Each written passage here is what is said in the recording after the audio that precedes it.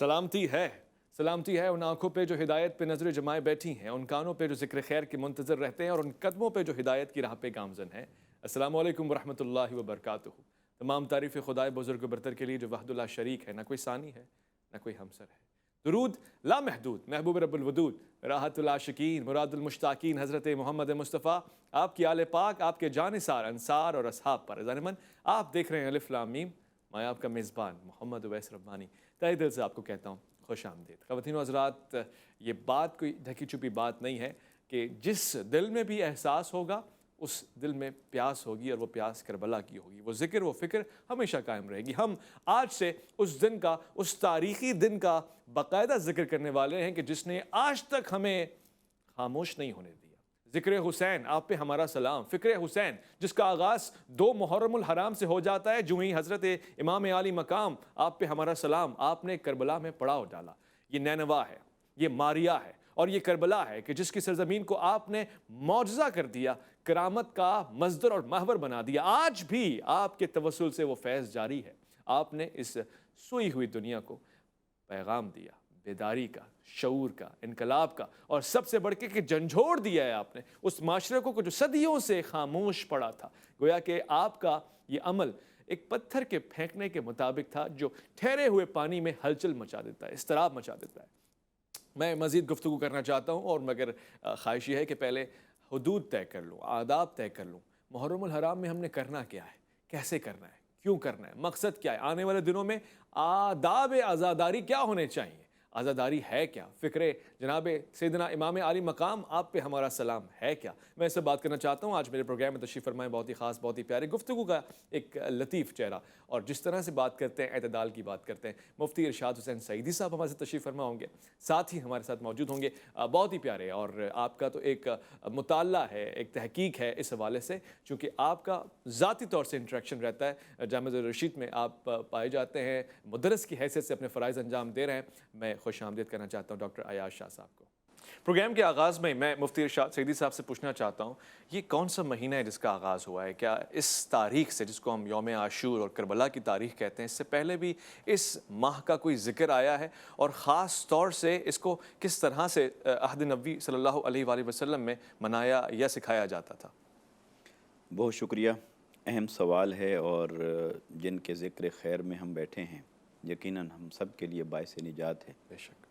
ماہ محرم الحرام بہت ساری عقیدتوں کو اور مصائب اور آلام کے تذکرے کو ہر بار تازہ کرتا ہے۔ بے شک۔ یہ ماہ مبارک ان 4 مہینوں میں شامل ہے جنہیں حرمت والے مہینے کہا جاتا ہے۔ سبحان اللہ۔ تو دیکھیے، اللہ رب العزت یوں تو ساری کائنات کا خالق اور مالک وہی ہے، مگر اس نے اپنی مخلوقات میں ہر نوع کے اندر فضیلت بعد علی البعد کا ایک قانون جاری فرمایا ہے۔ سبحان اللہ۔ سبھی مہینے ایک جیسے نہیں، سبھی انسان ایک جیسے نہیں، سبھی اوقات اور لمحات ایک جیسے نہیں۔ واہ۔ تو اس نے بعض مہینوں کو بعض مہینوں پر فضیلت دی، تو 4 مہینے حرمت والے مہینے ہیں، ان میں محرم الحرام بھی ہے۔ اور محرم الحرام جب آقا علیہ السلام نے ہجرت فرمائی اور آپ مدینہ پاک تشریف لائے، تو دیکھا جو اہل کتاب ہیں یہود، وہ اس دن کا روزہ رکھتے ہیں۔ تو آقا علیہ السلام نے ان سے ان کے روزے کی وجہ پوچھی، اگرچہ آقا علیہ السلام باقی تو تمام چیزیں وحی الہی کے ذریعے سے جانتے تھے، بے شک۔ ان سے جب پوچھی تو انہوں نے حضرت موسیٰ علیہ السلام کا حوالہ دیا کہ جب وہ بنی اسرائیل کو فرعون کے ظلم سے اور جبر سے آزاد کروا کے لائے، تو اس کو یوم نجات کے طور پر وہ روزہ رکھتے ہیں۔ تو آقا علیہ السلام نے فرمایا پھر تو ہم زیادہ حقدار ہیں موسیٰ علیہ السلام کے، تو آپ نے روزہ رکھنے کا حکم دیا۔ تو اس کا مقصد یہ مطلب یہ ہوا کہ اس ماہ مبارک کا اور اس دن کا 10 محرم الحرام کا ایک تعارف پہلے سے چلا آ رہا تھا، صحیح، اور یہ دن محترم تھا، اور اس دن میں بہت سارے اہم واقعات رونما ہوئے، لیکن وہ سارا تعارف اس کا مغلوب ہو گیا، اور سن 61 ہجری کا جو محرم الحرام آیا، اس میں سارا تعارف اس ماہ مبارک کا اور 10 محرم الحرام کا وہ نواسۂ رسول امام عالی مقام، امام الشہداء، امام حسین رضی اللہ تعالیٰ عنہ وعلیہ السلام، اور آپ کے جانثار صحابہ کے ساتھ اور اصحاب کے ساتھ منسلک ہو گیا۔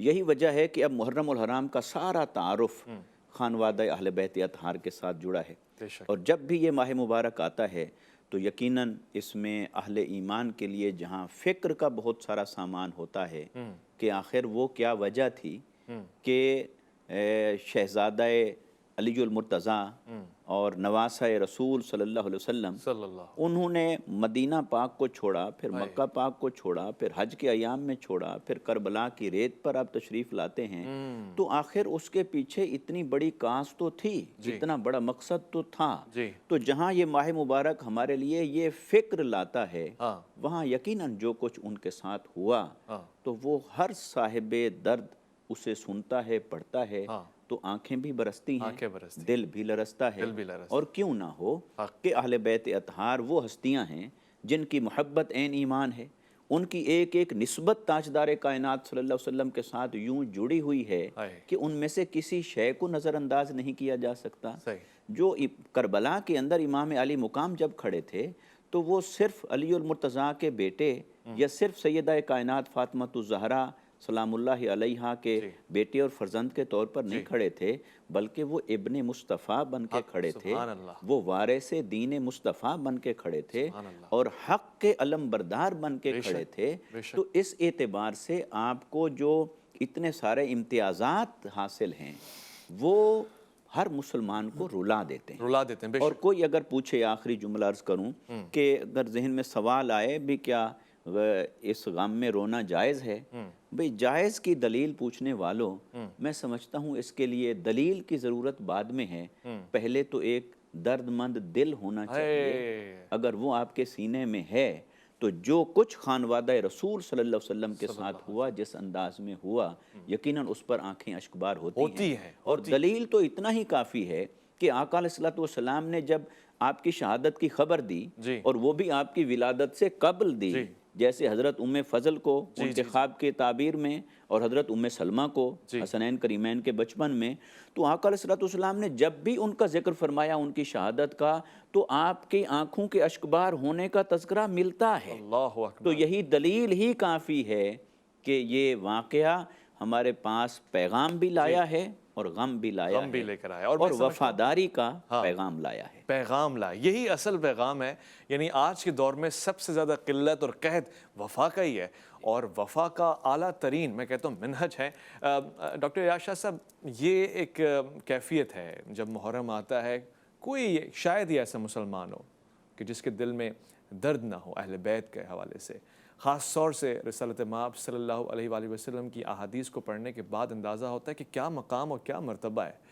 مگر جو ہی محرم الحرام کا ہم سنتے ہیں کہ آمد ہو رہی ہے، ایسا کیوں لگتا ہے کہ ہم جنگ پہ جا رہے ہیں؟ حالات اتنے ناساز ہوں گے، میٹنگز ہوں گی، ہو سکتا ہے کہیں پہ کرفیو لگے گا، ہو سکتا ہے کہ ساتھ بیٹھنا پڑے گا، یہ ہنگامی صورتحال کیوں ہے؟ یہ تو سب کا ہی موسم ہے اور یہ سب کے لیے فکر اور ذکر کا موقع ہے۔ بسم اللہ الرحمن الرحیم۔ اویس ربانی صاحب، آپ کا بہت شکریہ۔ آج ایک بار پھر ایک انتہائی اہم موضوع پر ہم ساتھ میں بیٹھے ہوئے اپنے خیالات کا اظہار بھی کر رہے ہیں اور اس کا تبادلہ بھی کر رہے ہیں۔ یقیناً ہر کسی نے اپنی تاریخ کو کسی نہ کسی واقعے سے منسوب کیا ہے۔ کسی نے اپنی تاریخ کو بادشاہوں کے واقعات سے منسوب کیا ہے، کسی نے سلطنتوں کے عروج سے، کسی نے سلطنت کے زوال سے اپنی تاریخ کو منسوب کیا ہے۔ مسلمانوں کی تاریخ ایک ایسی تاریخ ہے کہ جس کی نسبت محرم الحرام سے ہوئی ہے، اور یہ ہماری خوش قسمتی ہے الحمدللہ کہ ایک نئے اسلامی سال کی جب ابتدا ہوتی ہے تو اس میں ہمیں اس ہستی کو یاد کرنے پر وہ مجبور کر دیتے ہیں وہ 10 ایام کہ جس کے لیے جس طرح حضرت نے فرمایا قبلہ نے کہ محمد الرسول اللہ صلی اللہ علیہ وسلم جب بھی ان کا ذکر فرماتے تھے تو ان کی آنکھیں اشکبار ہو جایا کرتی تھیں، تو آٹومیٹکلی ان کی یاد اس محرم کے ساتھ جڑ جاتی ہے۔ لیکن اس محرم کے ساتھ ہی کیوں؟ وہ تو ہمارے امام ہیں، ہمارے نبی صلی اللہ علیہ وسلم کے آنکھوں کے تارے، نبی صلی اللہ علیہ وسلم جن کے لیے انہوں نے اپنی پیٹھ مبارک پیش کی، اس پر وہ سواری کیا کرتے تھے، کیا ہی بہترین سوار تھا اور کیا ہی بہترین سواری تھی۔ تو ان کی جو اصل وجہ تھی ان کی ہجرت کی، مدینہ طیبہ کو چھوڑنے کی، وہاں پر جانے کی، واقعے کو تو ہم ہائی لائٹ کرتے ہیں۔ وہ جس مقصد کے لیے وہ گئے تھے، جنہوں نے اپنے حرم کی بیویوں تک کو وہاں پر لے گئے تھے، خود تشریف لے گئے تھے، اس مقصد کو بھی ہمیں ہائی لائٹ کرنا چاہیے. صحیح ہے. اور وہ مقصد ہے دین اسلام کی سربلندی کے لیے کہ بھی جہاں پر حالات سازگار ہوں. اور وہ ایک ذمہ داری اپنے کندھوں پر اٹھائے ہوئے تھے, ایک شخصیت تھی, مسلمانوں کے امام تھے اور خانوادہ رسول کے آخری چشم و چراغ تھے. جی. تو وہ ذمہ داری نبھانے کے لیے انہوں نے اپنا شریف فرض سمجھا کہ بھئی اس کو وہاں پر منتقل کر دیں. اور جو حسینی کردار ہے, حسینی کردار کو ہائی لائٹ کرنا چاہیے ان ایام میں. واہ واہ واہ. اور پورا سال اس حسینی کردار کو جو فالو کرنے کی کوشش کرنی چاہیے کہ آپ نے جس اپنے نانا حضور کے دین کی سربلندی کے لیے اپنے پورے خاندان کو تہ تیغ کر دیا, قربان کر دیا, تو کیا یہ صرف 10 دن ہم وہ منائیں گے یا پورے 350 دن بھی ان کو فالو کریں گے؟ اور ان کی جو عادات مبارکہ تھیں, ان کی جو اطوار تھے, عادات تھے, اور ان کی جو فرمودات تھے اور ہدایات تھیں, ان کو ہم کتنی ویٹیج دیتے ہیں سال کے 350 دنوں میں؟ سوالیہ نشان. محرم کا کیونکہ جو 10 دن آتے ہیں یہ تو بھائی چارے کے دن ہیں. صحیح. یہ تو آپس میں غموں کو بانٹنے کے دن ہیں. صحیح. آپ کا یہ اشکال بالکل بجا ہے کہ یہ سوالیہ نشان ہے کہ کیوں سیکیورٹی ادارے الرٹ ہو جاتے ہیں, میٹنگ شروع ہو جاتی ہیں, اور خاص طور پر پاکستان کا جو روشنیوں کا شہر ہے کراچی میں, جی جی جی. پرسوں بھی ہم ایک میٹنگ سے آ رہے ہیں جی جی. کہ بھئی اس میں یہ امن و امان کی صورتحال کو کیسے کنٹرول کیا جائے. جی. بھئی یہ تو ہمارے بہت ہی کمزوری ہے ہماری کہ بھئی ان ایام میں تو ہمیں چاہیے کہ جو ہمارے دیگر بھائیوں کا یہ جو مطلب سب کا ایک یہ موسم ہے, لیکن ان کا خاص طور پر ہے تو ہمیں ان کو پروٹیکشن دینی چاہیے. اور اسی طرح دیگر ایام جو رسومات آتی ہیں, جو اوکیزنز آتی ہیں, وہ آپس میں مل جل کر اس کو پروٹیکٹیو بنانا چاہیے. لیکن ڈاکٹر صاحب سوال یہ کہ خاص طور سے کسی ایک کے حوالے کیسے کیا جا سکتا ہے؟ یعنی یہ تو پوری امت کا غم ہے اور پوری امت کے لیے فکر ہے. ہم ایسا اس رجحان کو کیسے ختم کریں کہ یہ کسی خاص کے لیے ہے؟ یہ تو میں سمجھتا ہوں خاص و عام کے لیے ہے. میں آؤں گا اس حوالے سے مزید آپ سے بات کرنے کا طلبگار ہوں. خواتین حضرات, ہم وقفے کی طرف جا رہے ہیں, لوٹ کر آئیں گے تو ہم سمجھیں گے اسے کہتے کیوں ہیں عزا, اور پھر اس کی حدود کیا ہیں, اور پھر اس کا آغاز کہاں سے ہوتا ہے, اور پھر اس کا صحیح طریقہ کار بھی کیا ہو سکتا ہے. لوٹ کر آئیں گے. الف لام میم میں آپ کا انتظار ہے.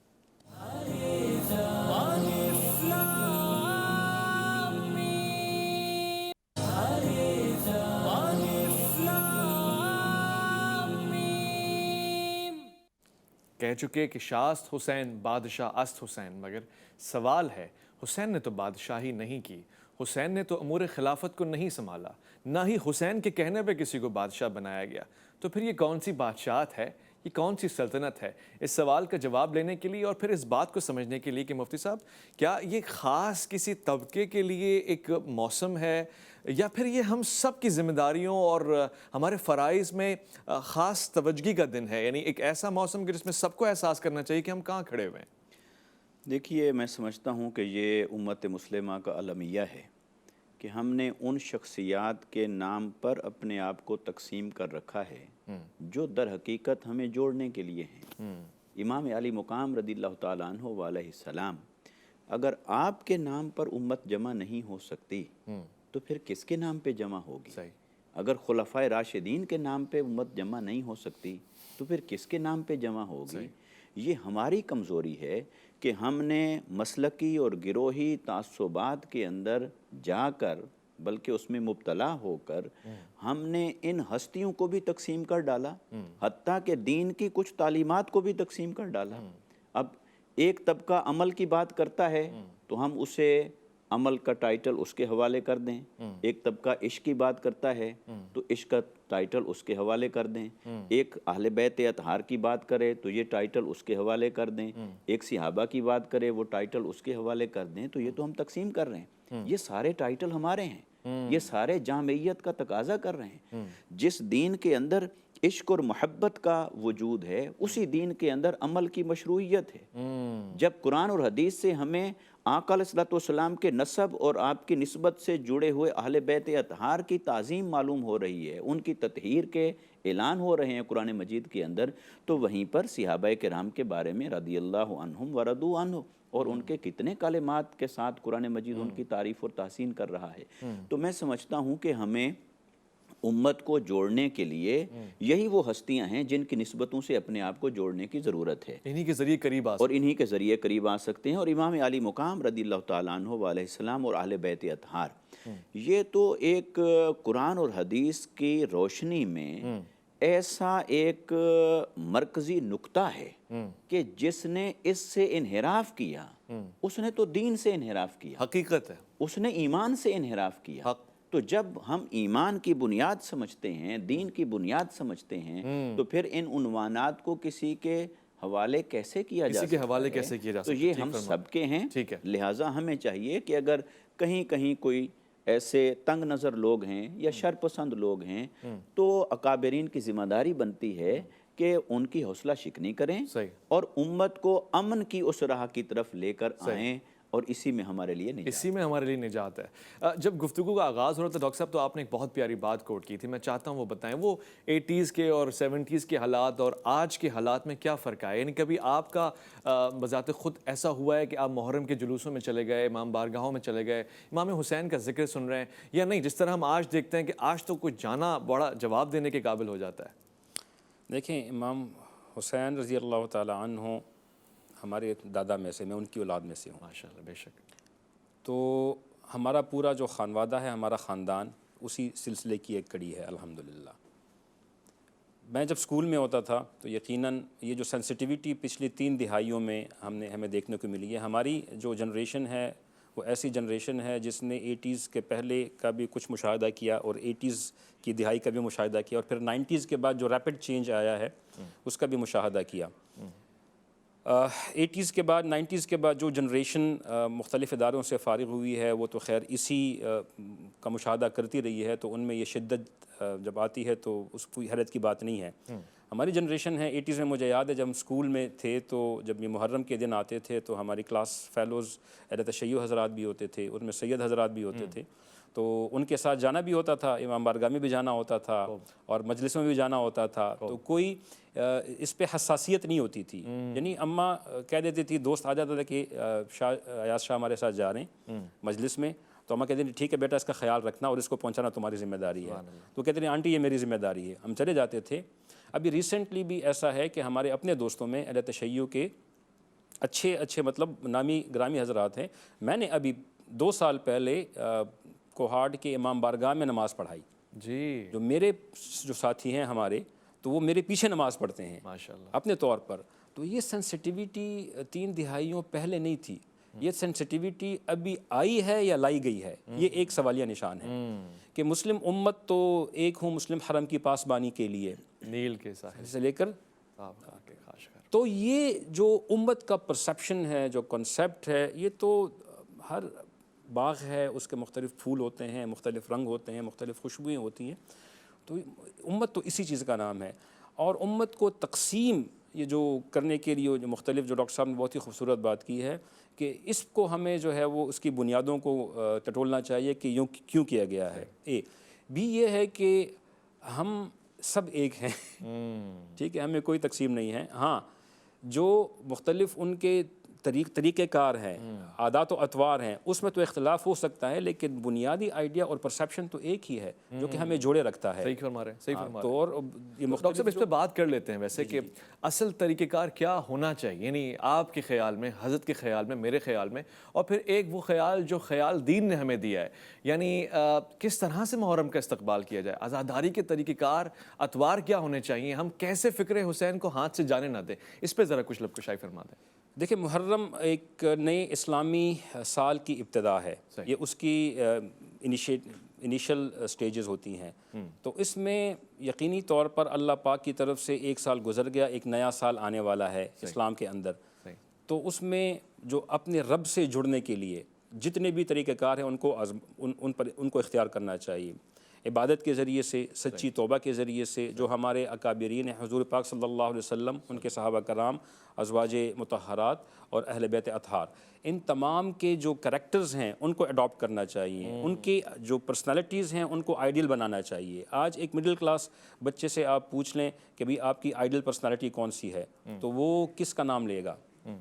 ہمیں چاہیے کہ اس طریقے سے ان کے کریکٹر کو ہم جو ہے وہ ہائی لائٹ کریں کہ میرے بیٹی کی جو آئیڈیل پرسنالٹی وہ فاطمۃ الزہرا رضی اللہ تعالیٰ عنہ ہو، میری بیٹی کی آئیڈیل پرسنالٹی زینب رضی اللہ تعالیٰ عنہ ہو، میری بیٹی کی آئیڈیل پرسنالٹی اما عائشہ صدیقہ رضی اللہ تعالیٰ عنہ ہو، بچوں کی پرسنالٹی حسین رضی اللہ تعالیٰ عنہ ہو، حسن رضی اللہ عنہ ہو، علی ہو، عثمان ہو، عمر ہو، ابوبکر ہو، یہ پرسنالٹی ہو، اور پھر سب سے اوپر हुज़ूर पाक सल्लल्लाहु अलैहि वसल्लम हो। सल्लल्लाहु उनके अतवार कैसे थे, उनकी आदत कैसी थी, वो क्या खाना पसंद फरमाते थे, कौन सा लिबास उनको पसंद था, कौन सा रंग उनको पसंद था, क्या उनकी मामूलात थी, इबादत की क्या मामूलात थी, आपस में उनके ताल्लुकात कैसे थे, खाना कैसे खाते थे, बैठते कैसे थे, चलते कैसे थे। ये तमाम वो चीज़ें होती हैं कि हमारे बच्चे बॉलीवुड हॉलीवुड को तो अडॉप्ट कर लेते हैं और अपने आइडियल जो हीरोइन हीरोज़ होते हैं उनकी आदत तक का उनको पता होता है, लेकिन इन पर्सनालिटी के बारे में उनको पता भी नहीं होता कि ये कौन है, सही फरमा रहे हैं। उनकी आदत कैसी हैं। तो इस मुहर्रम के हवाले से जो इसकी तारीख़ी शख्सियात हैं जी, तो उनके करैक्टर को हाईलाइट करना बहुत चाहिए अच्छा मशवरा है। और अपने बच्चों को ये मशवरा दे और उनको गाइडलाइन दे कि उनको आइडलाइज करें। सही है। फिर इसी तरह ईद मिलादुन्नबी वगैरह आती है, सही। तो उसमें मोहम्मद मुस्तफ़ा जो सरदार कायनात हैं उनकी पर्सनालिटी को हमें हाईलाइट करना चाहिए ताकि हम आएँ आपस में किस सही। तरीके से वो मोहब्बतों को बांटा सही, करते थे। सही। एक तो ये है, सही है। दूसरी ये है कि आने वाले साल के को अल्लाह का शुक्र अदा कर लें और इसको गनीमत जानें कि अल्लाह पाक ने एक और साल मेरी ज़िंदगी में ले आए हैं और किस तरीके से मैं अपने अल्लाह को राज़ी करूँ इन हज़रात के तरीक़ेकार पर चलते हुए इनकी सीरत पे नज़र डालते हुए असल में आप अपनी सूरत और सीरत को कैसे बेहतर बना सकते हैं, बहुत अच्छी गुफ्तगू आपने फरमाई है। ख़वातीन हज़रात, यकीनी तौर से ये माह मुहर्रम के इस्तक़बाल का मौका है और इसमें गुफ्तगू भी इसी हवाले से हो रही है। हो सकता है कि वो बहुत ही अहम तरीन मौका जो आपके हाथ से निकल जाए वो फिर दोबारा लौट के ना आए। लिहाजा हम तो मौके ही तलाश करते हैं खुदा को राज़ी करने के लिए और इसमें तो कुर्ब हासिल है खुदा के नेक तरीन बंदों का। हम लौट कर आएंगे, मज़ीद बात करेंगे मुहर्रम अल हराम के हवाले से, आज़ादारी के हवाले से। अलिफ लाम मीम में आपका इंतज़ार रहेगा।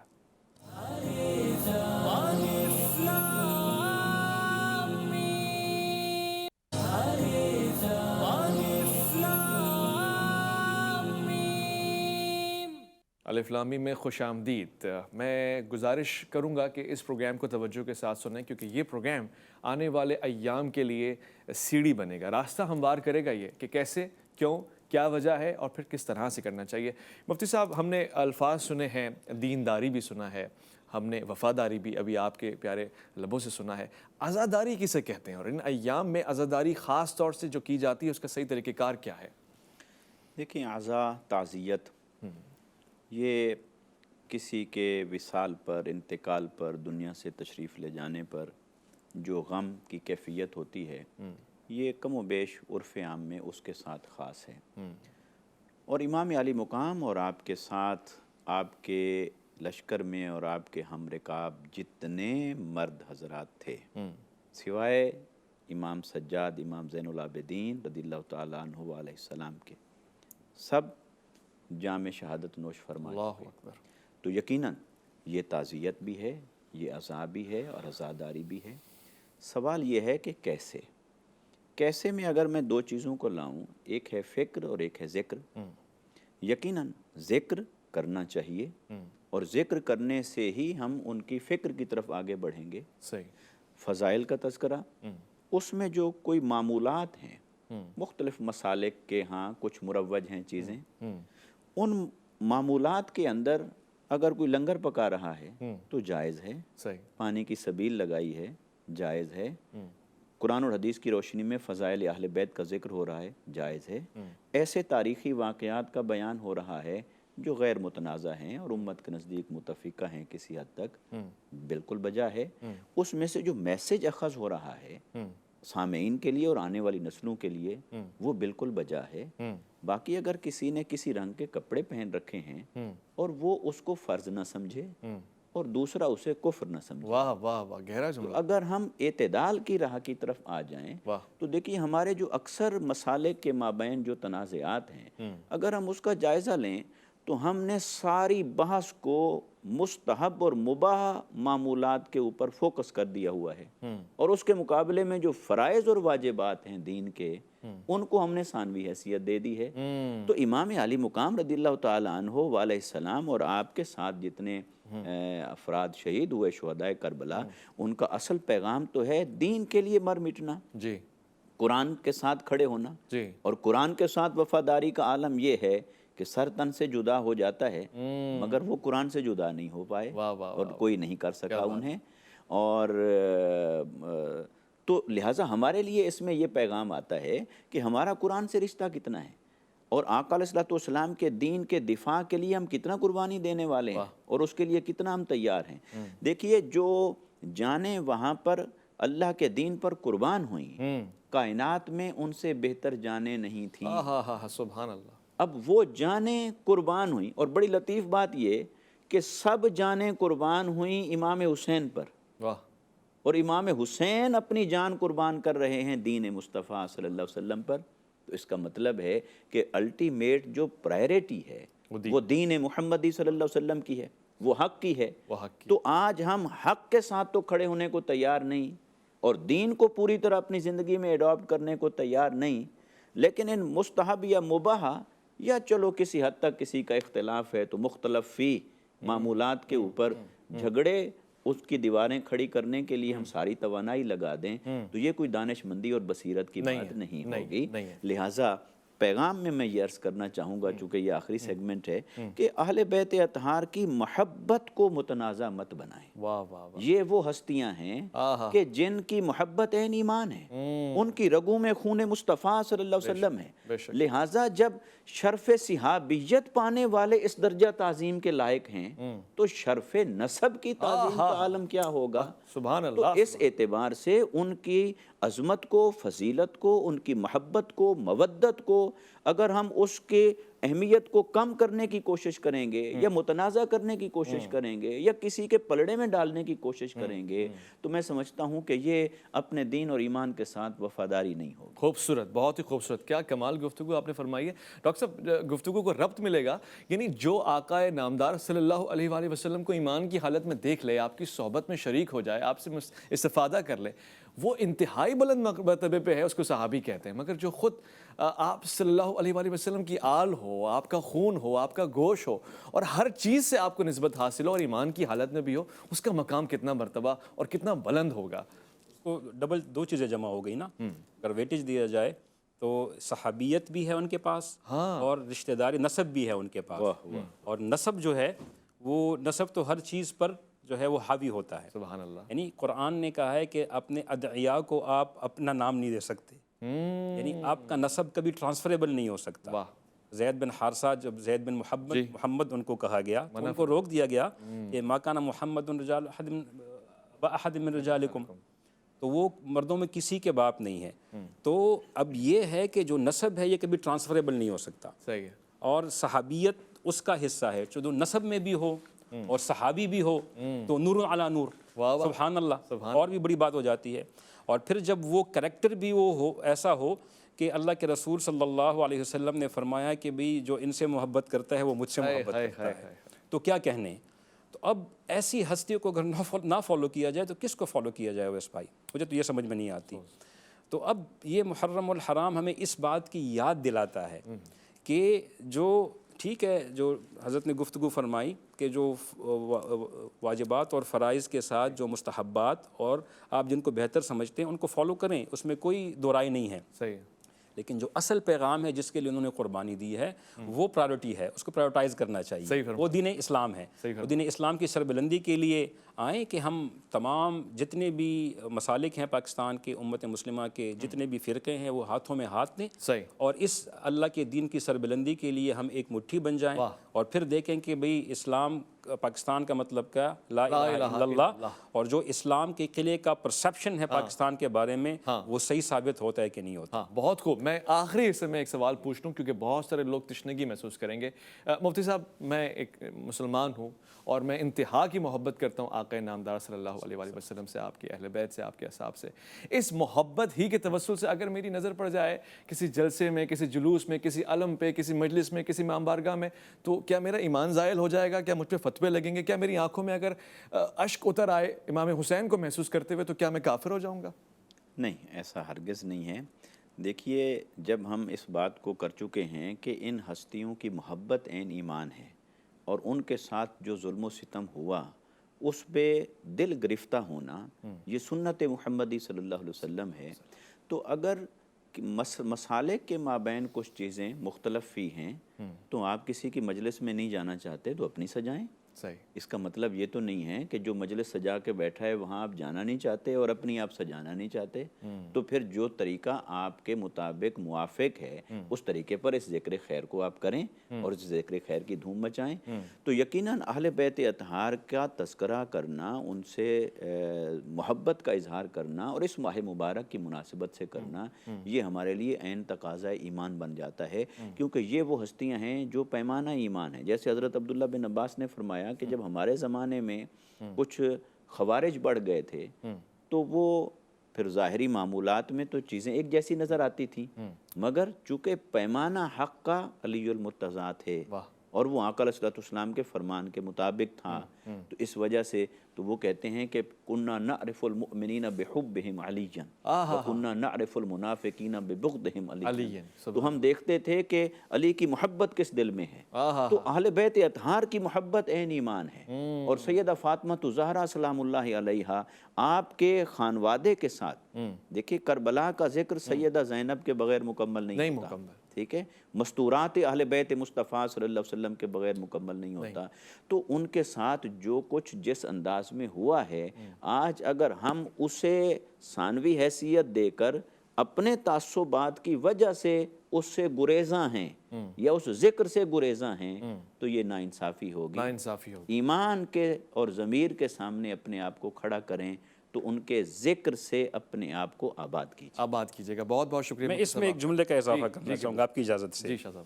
ہم اگر یہ تصور چشم تصور میں لے آئیں کہ جس ہستی کے نام پر آج ہم تقسیم ہونے کی، ہمیں تقسیم کرنے والوں کا ہم نشانہ بن رہے ہیں یا ان کا وہ آلہ بن رہے ہیں، اگر وہ ہستی آج ہمیں اس حالت میں دیکھتی تو وہ خوش ہوتی یا وہ غمزدہ ہوتی، افسردہ ہوتی؟